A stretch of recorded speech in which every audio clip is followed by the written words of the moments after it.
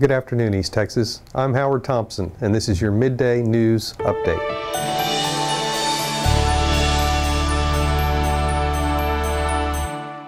More than 60 Andy Woods Elementary School first graders recently had the opportunity to visit with a soldier in Afghanistan using Skype.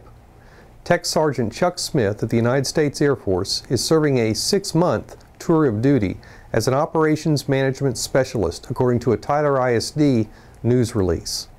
When he's away from his Air Force duties, Smith works as TJC's Assistant Athletic Director.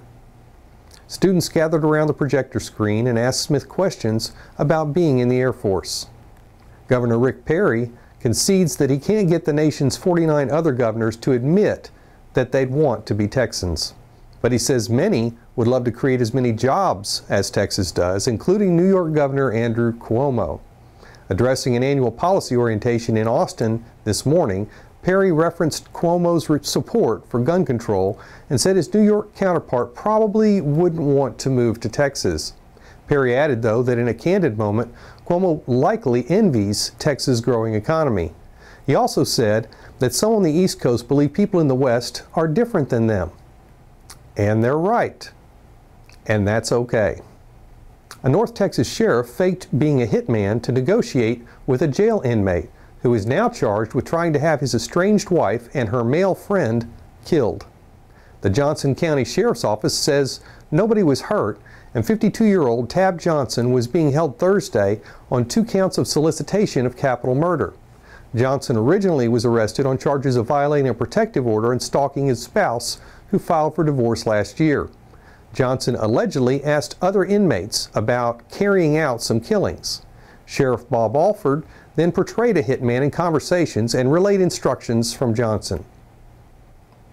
Junior Seau, one of the NFL's best and fiercest players for nearly 2 decades, had a degenerative brain disease when he committed suicide last May, according to the National Institutes of Health.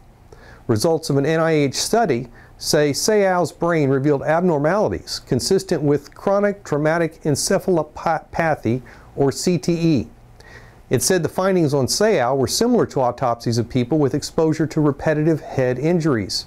His ex-wife Gina Seau responded to the results by saying, "It was important to us to get to the bottom of this, the truth. And now that it has been conclusively determined from every expert that he had obviously had it, CTE, we just hope it is taken more seriously. You can't deny it exists, and it is hard to deny there is a link between head trauma and CTE. There's such strong evidence correlating head trauma and collisions and CTE." Hasbro is holding a Facebook contest to eliminate one of 8 tokens that identify the players in Monopoly and to introduce a new one. Possible new tokens include a cat, diamond ring, guitar, toy robot, and helicopter. It's the latest effort by the toy maker to jazz up the game, which debuted almost 8 decades ago. Up for elimination, the battleship, iron, race car, Scotty dog, shoe, thimble, top hat, and wheelbarrow. To vote on which piece to eliminate and which to add, you must be a fan of Monopoly's Facebook page. The voting takes place through February 5th. You know that thimble has got to go. You've heard that you should never bring a knife to a gunfight, right? The same goes for cattle prods. Authorities say a Florida Panhandle man has been arrested after he tried to rob a convenience store with a cattle prod, but was thwarted by a clerk with a gun. The Leon County Sheriff's Office says 26-year-old Lance Tomberlin went into a store just outside Tallahassee on January 2nd, produced the cattle prod, and demanded money from the clerk.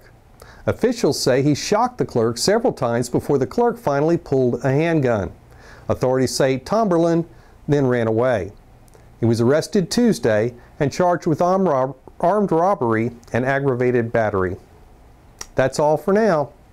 Check back throughout the day for continuous updates from TylerPaper.com.